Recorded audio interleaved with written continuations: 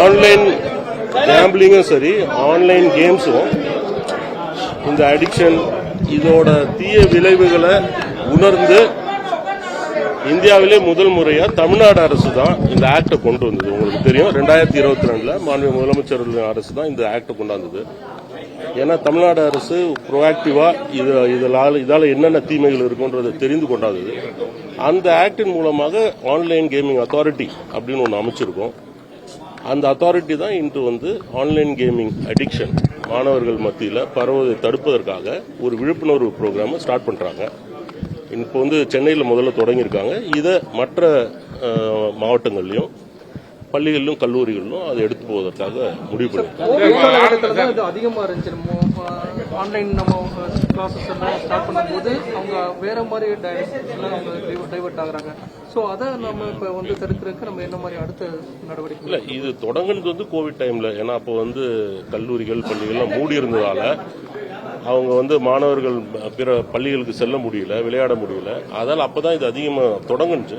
ஆனால் இப்போ வந்து பரவலாக அது போயிட்டு இருக்குது. டெக்னாலஜியை நம்ம தடுக்க முடியாது. அதாலதான் இந்த விழிப்புணர்ச்சி வந்து மிக முக்கியம்னு நான் நினைக்கிறேன். ரொம்ப ரொம்ப முக்கியம். பேரண்ட்ஸ் அண்ட் டீச்சர்ஸ் ரோல் தான் மிக முக்கியம். ஏன்னா அவங்க தான் வந்து மானிட்டர் பண்ண முடியும். அவங்க நிச்சயமா அவங்க குழந்தைகளை வந்து அவங்களோட பிஹேவியர் எப்படி இருக்கு, எப்படி அவங்க நேரத்தை செலவிடுறாங்க, இது மாதிரி ஸ்மார்ட் போன் போன்ற கேட்ஜெட்ஸ் எல்லாம் அவங்களுக்கு அதிகம் வழங்காம அதை ரெகுலேட் பண்ணி பண்ணணும். அவங்க வந்து விளம்பரமே தமிழ்ல சொல்றாங்க. அது என்னன்னு பாத்தீங்கன்னா, நீ சும்மாவே இருந்தா போதும், இவ்வளவு பணம் வரும் தமிழ்ல விளம்பரம் பண்ணிட்டு இருக்காங்க.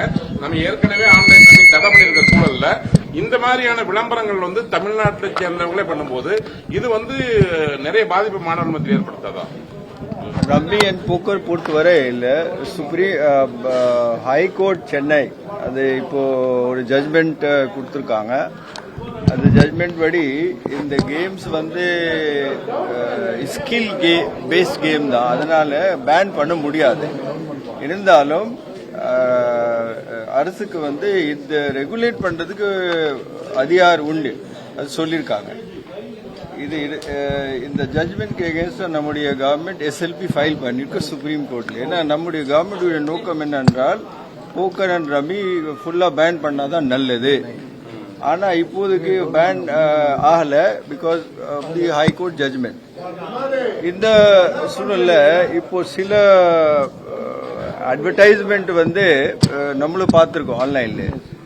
அட்வர்டைஸ்மெண்ட் தடுக்கிறதுக்கு நமக்கு சில கைட்லைன்ஸ் உண்டு. தேர் இஸ் அத்தாரிட்டி அந்த அட்வர்டைசிங் ரெகுலேட் பண்றதுக்கு அவங்களுக்கு இப்போ எடுத்திருக்கிறோம். ஆக்சுவலா ஃபார் இர்ரெஸ்பான்சிபிள் அட்வர்டைசிங் ஒரு 2-3 கேஸ்ல நம்ம கேஸ் கூட ஃபைல் பண்ணிருக்கோம். தேங்க்யூ.